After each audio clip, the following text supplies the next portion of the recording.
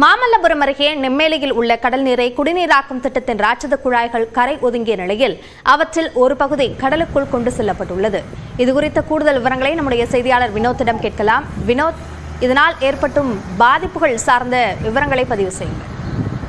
அபிநயா, சென்னை மற்றும் புறநகர் பகுதிகளுக்கு முக்கிய குடிநீர் வாழ்வாதாரமாக சென்னை அருகே உள்ள மாமல்லபுரம் அடுத்த நெம்மேலியில் உள்ள கடல்நீர் குடிநீராக்க திட்டத்தில் இயங்கி வருகின்றன. இந்த பகுதியில் இன்னும் கூடுதலாக 3வது யூனிட் ஒன்று உருவாகி கொண்டிருக்கின்றன. அதற்காக கடலிலிருந்து குடிநீர் கொண்டுவதற்காக ராட்சத குடிநீர் குழாய் ஒன்று சுமார் 1 கிலோமீட்டர் தொலைவில் கடலில் உள்ளே கடந்த 1 மாத காலமாக உள்ளே புதைத்துள்ளனர்.